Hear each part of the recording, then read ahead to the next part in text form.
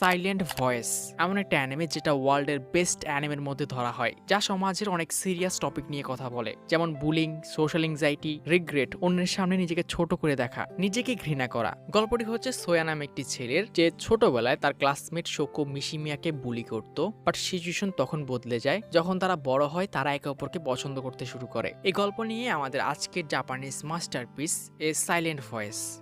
তো গল্পটি শুরু হয় সোয়া নামে একটি ছেলেকে দেখিয়ে, যে তার ব্যাংক অ্যাকাউন্ট থেকে সব টাকা বের করে ওর মাকে দিকে দেয়, আর সে একটি ব্রিজের উপর গিয়ে সাঁতার না পারা সত্ত্বেও লাফ দেওয়ার কথা ভাবে, পানি ঠান্ডা নাকি গরম। বাট পাশেই সে কয়েকটি বাচ্চাকে খেলতে দেখে অ্যান্ড সোয়া লাফ দেওয়ার প্ল্যান ক্যান্সেল করে নেয়, তার সাহস হয় না।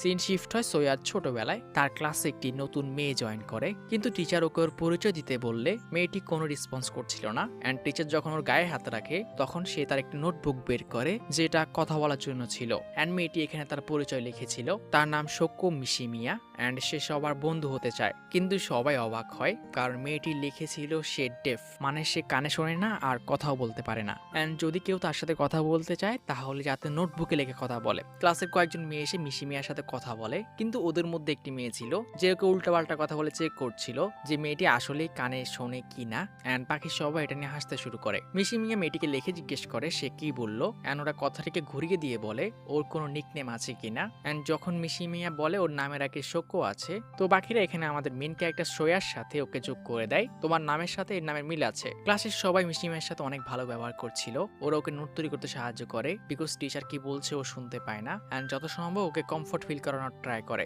কিন্তু মিশিমিয়ার জন্য ওদের ক্লাসে অনেক প্রবলেম দেখা দিচ্ছিল, যেমন সবাইকে ওর জন্য একটি স্যাক্রিফাইস করতে হচ্ছিল, ওর সাথে কনভারসেশন করা একটু কষ্টের। এই সব কিছুতে আমাদের মেন ক্যারেক্টার সোয়ার ওর উপর ইন্টারেস্ট জাগে, যে সবাই ওকে হেল্প করার ট্রাই করছে। এভাবেই একদিন একটি মেয়ে ক্লাসে রিডিং পড়ছিল, বাট টিচার ওকে বকা দেয় সে এত স্লো কেন পড়ছে। অ্যান্ড এরপর তিনি মিশিমিয়াকে পড়তে বলে, বাট মিশিমিয়া তো কথাই বলতে পারতো না, তো সে যতটুকু বোঝে ওটা পড়ার চেষ্টা করে, কিন্তু বেশিরভাগ শব্দই এলোমেলো,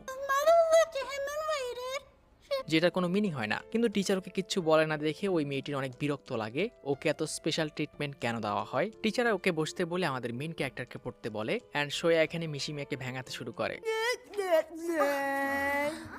যাতে টিচার ওকে একটু বকা দেয়। অ্যান্ড ক্লাসের সবাই এখানে হাসছিল।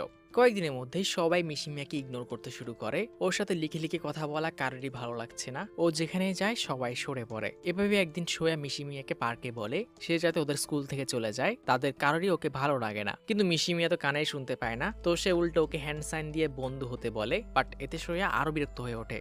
একদিন ক্লাসে একটি স্পেশাল ক্লাস নেওয়া হয়, যেখানে সবাইকে টিচার প্রতিদিন 3 মিনিটের জন্য হ্যান্ড সাইন শিখতে বলে, যাতে মিশিমিয়ার সাথে ওরা কমিউনিকেট করতে পারে। কিন্তু ওই মেয়েটি দাঁড়িয়ে বলে